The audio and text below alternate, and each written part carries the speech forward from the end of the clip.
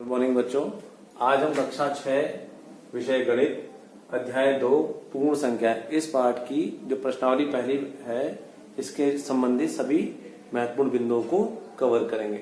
इसमें पहला आपको जो प्रश्न दिया है वो है प्राकृत संख्याओं से संबंधित, यानी कि प्राकृत संख्या क्या होता है। इसी प्राकृत संख्याओं को किसी एक और नाम से जाना जाता है जिसे प्राकृतिक कहते हैं।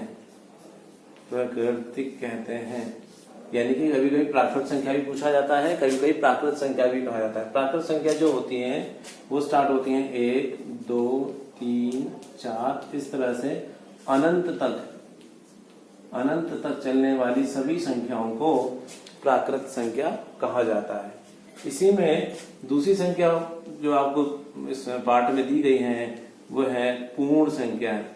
पूर्ण संख्याएं वह संख्या होती हैं यदि हम प्राकृतिक संख्या में शून्य को सम्मिलित कर लें, यानी कि जीरो को जोड़ लें, 0, 1, 2, 3, 4 और यह संख्या जब सबसे लास्ट अनंत तक चलती हैं, ऐसी संख्याओं को पूर्ण संख्या कहा जाता है।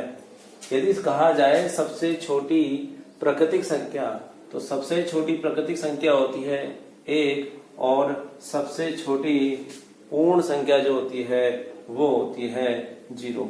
यदि आपसे दो अंकों के बीच में, यानी कहा जाए 12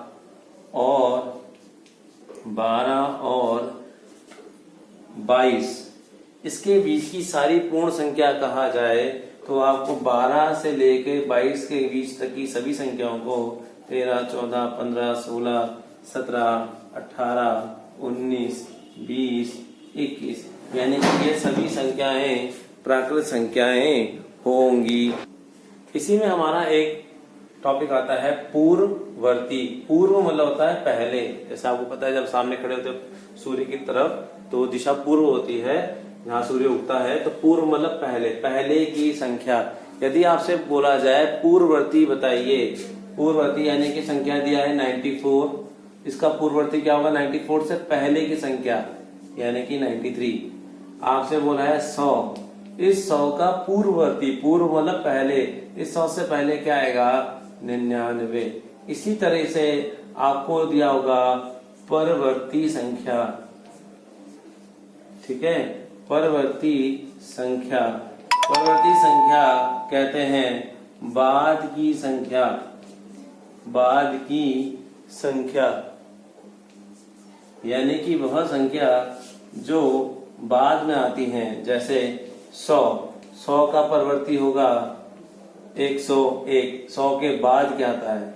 ऐसे 200 की परवर्ती संख्या होगी 201।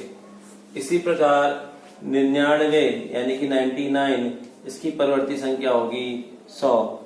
यानी कि जो आपका अध्याय 2 दिया है इसमें आपने पूर्ववर्ती, परवर्ती, प्राकृतिक संख्या, पूर्ण संख्या, इन संख्याओं के बारे में पढ़ना है।